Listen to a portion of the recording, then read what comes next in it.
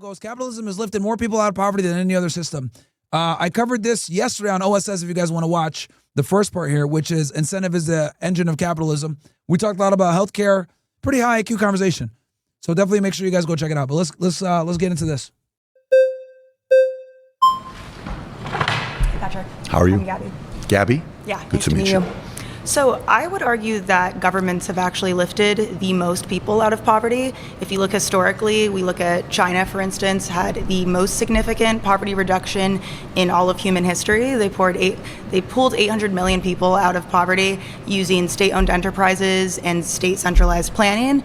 They did work with the capitalist system, but they did it, most of it was done through state-funded infrastructure, education, and contributing to strong literacy programs, redistributing the wealth. I think that my other argument would be that there hasn't been an opportunity for alternative systems like socialism to pull enough people out of poverty. So we look at examples. There hasn't been? There hasn't been enough opportunities for them to succeed. And so when Why we do you say, think that is? I think that is partly because of the US, and I think because capitalist forces and global market insecurities have sabotaged these attempts to do socialism. So we look at an example in Chile in the 1960s, they elected a democratic socialist, and he proposed literacy reform, wealth redistribution, land reform. You guys want to know who had the best socialism? That dragged this country out of fucking major debt and the loss of World War I? I think we all know who it is. Top H, baby. He was one of the only people to do it. Brought his country back. And all of that was a threat, obviously, to the United States because McCarthyism was on the rise at the time. And so instead of allowing Allende to have a chance with that, the U.S. Orchestrated a CIA-backed coup to take over and to have a military dictatorship that led the country instead of Allende, who actually was having a lot of success in reducing the poverty rates before the U.S. interfered. And so I think we look at other parts of Latin America, like Venezuela, for instance, and we see the same thing. We see that the U.S. has interfered several times. You know, with Chavez in Venezuela, he was able to reduce the poverty reduction in half in the first decade of him being in office, and he was sabotaged ultimately by the U.S. and by a military dictatorship, so that the people that replaced them were actually So may I respond? It's Sure. a lot of different cases here, so Sure. thank you for that. Of course. Let's go China first. Okay, so when you say China was able to recover and because they use state-funded, nationalized systems. So in 1978, Xiaoping, the leader of China, went to Japan. He saw what was going on with Japan for 2 decades.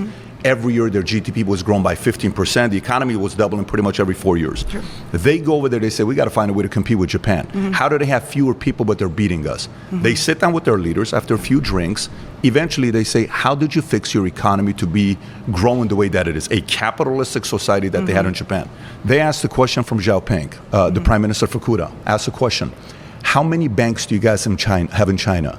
He says, we have one bank. He said, it's a nationalized bank? He says, yeah. That's it? Yeah. How many loan officers do you have? Not many. You want to compete with one bank? Yes. He says, if you want to compete with us or others, here's what you have to do.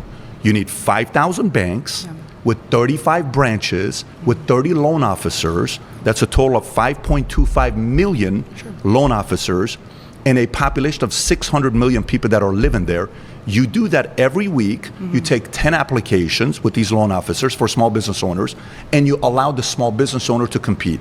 They did that. China started competing. By the way, in America in the 1920s, we had around 30,000 banks when we were really, competing in a marketplace. In the 80s, we ended up having around 14,000. Today, we only have 4,100 banks in America.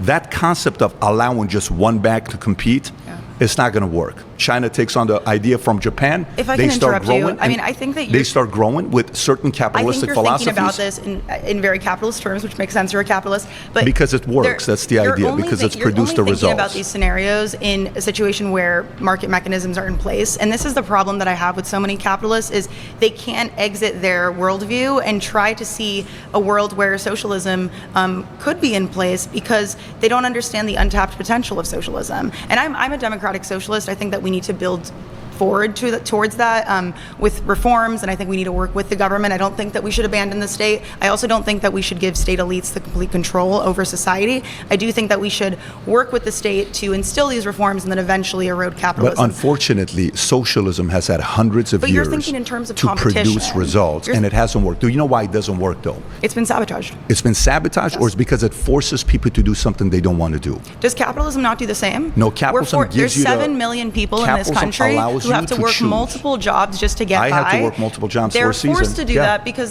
either they do that or they starve. So if the options are to work or to starve, that's not freedom, that's economic coercion. Respectfully, if you do that for a period of your life, I understand it.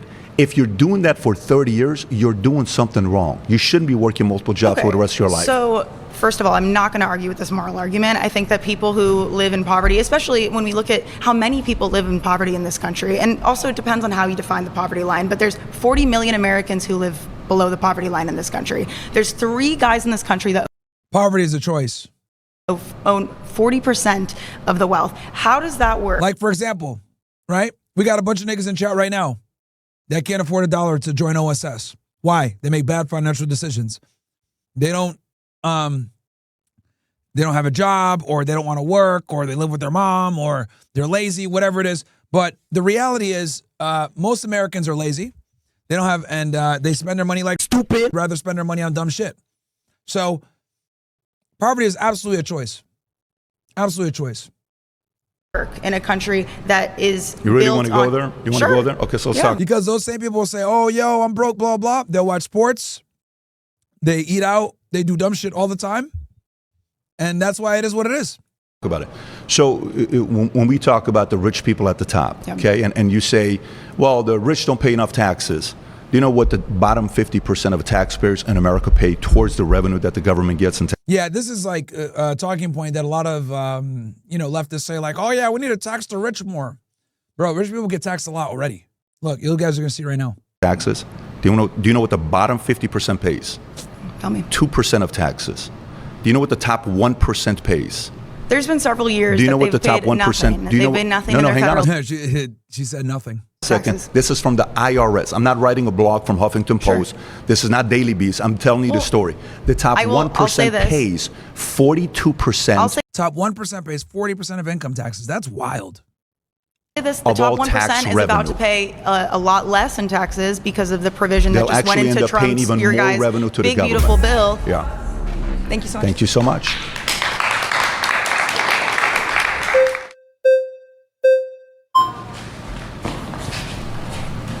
That was fast. I'm Anne. Anne, good to meet you. Nice to meet you. So I do want to address part of the claim about poverty, but I also want to address what you brought up about like paying taxes. You said the top 1% pays a large amount of taxes. The problem is that the bottom 2 quintiles can't pay taxes because they quite literally have no wealth.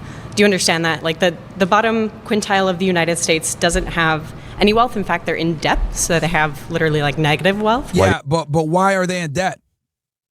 Because they're idiots. Because they're fucking idiots and they're lazy. If we're going to be honest. Bro, if you're a brokey, that's your fault. We got brokies right now in the chat, right? Like the stupid earlier that said China doesn't manufacture anything. Or we manufacture more than China, which is a gross out fucking lie. And then another idiot added in saying like, oh yeah, we manufacture more high tech than they do, which is another fucking lie. The problem in America a lot of the times is we're too fat and stupid. Being stupid is bad, but being fat and stupid, that's a big fucking L, bro. Big one. Like Splash and the Fiera nigga, the 2 idiots earlier that were trying to argue about China. America's filled with Redact. like that. Look, are there times where I say, okay, we need to help people out and whatever like that, right? Like I talked about this before where I said like capitalism when it comes to the healthcare system is problematic. I've talked about that before. I do think that we need to be able to blend a middle ground between innovation that capitalism forages alongside people being able to have affordable healthcare, where the people that want this healthcare, right, are able to get that said healthcare, but don't bear the brunt of the predatory healthcare industry that monetizes on you being sick. Does that make sense, guys? So we have to build a bridge there, right? That's an example where I think capitalism could create a lot of issues, okay, a lot of moral issues. But when it comes to people just being poor, right? And living in poverty or being in debt, that's a choice. That's them being idiots. And again, like I said before, it's because they're fat, they're lazy, and they're dumb. If you have those three things, fat, lazy, and dumb, you are fucking cooked, bro. And unfortunately, we have an abundance of these three traits in most Americans, unfortunately. Why do you think that is? I think that's for a lot of reasons. I think that's We got a big announcement. You guys got to come in and join. because workers have been exploited. I think that they haven't had the opportunity to gain social mobility Why do you think that is? because of exploitation. You think they're being Oh, here we go. Exploitation, victim time. exploited? Yes. Oh, of course. so people are being forced to work at companies. They don't have a choice. I didn't say that they were. So people well, are being- if they are they are being forced. If the other option is starve or die. What job do you have right now? What do you do for a living? I do work from home stuff. I don't want Okay, to disclose so that. so you chose to do that, right? That's your choice. Great. If somebody works at Starbucks as a barista, it's their choice. If somebody has a job that they're working, it's their choice. If somebody is not utilizing their time properly and accordingly, of course the market's Choice not going to how? pay you Do you more. think that, like, they brought up single mothers earlier? Do you think that single mothers are sitting around playing Fortnite 15 hours a day? Unfortunately, single mothers were manipulated on what happened. Is that a in- yes or no? Single mothers were manipulated by Well, they might not be playing Fortnite, but they're probably playing Night, aka being why they're a single mom in the fucking first place. See, like, bro, it's called accountability, man. what Lyndon Johnson came out with. They changed the benefits on giving single mothers the incentive to have kids on all the welfare program. That changed our system in a major way. The feminist movement got single mothers to believe they don't need men and they're going to do everything by themselves and they don't need a man to help them out. This division that's happened between us caused many people to be in the situation that they're most at. households are 50-50. They're closer to 50-50 Not today. So that has nothing to do with feminism. Not Feminism necessarily. didn't just like convince women because they're too stupid to think Feminism for was one of themselves. the Feminism absolutely is a part of the problem because the reason why they're 50-50 is because the cost of everything has went up because more women enter the workforce. What is she talking about? worst things that happen in America because it pinned men Wait. against women. Do you think that women are so stupid that they've No, I been don't. brainwashed? Okay, so He's nicer about it. I do think they're that stupid. you don't think that they've just fallen to this feminist propaganda? You don't think They absolutely did fall into the feminist propaganda because they're stupid. they're idiots? No, I don't You think that, but I do think PBD's being nice about it. people can be But manipulated they're and not brainwashed. stupid enough to do that because the majority There of people are splitting there are so nearly many towards people that bought 50-50. into a philosophy that stole decades away from their lives, decades away from their lives, because they what is bought this? into an idea that didn't produce the results. What are you talking about?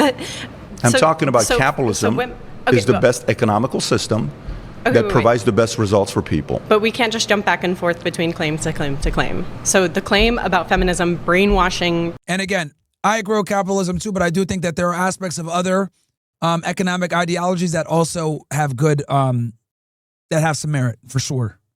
Like, for example, like I gave you guys earlier, I think capitalism within the healthcare system can create problems. Okalamami says, we have people paying to go to festivals they can't afford a car, 304 is running rampant, and a culture that hates the grind. Do you think in 5 to 10 years, the people like you and I who grind it out and self-approval stand out more than we do now? Yeah, for sure we will. We definitely will. People into being single mothers. How does No, that I work? didn't say, I said feminists originally brainwashed women to believe men are the enemy.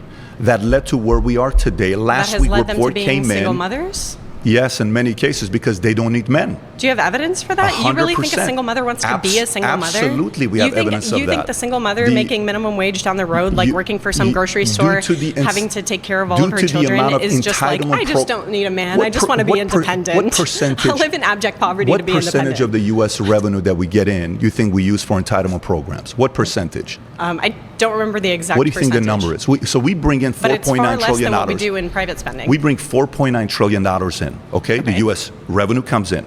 What percentage do you think goes to entitlement programs? I don't know. What do you think is a percentage. reasonable number?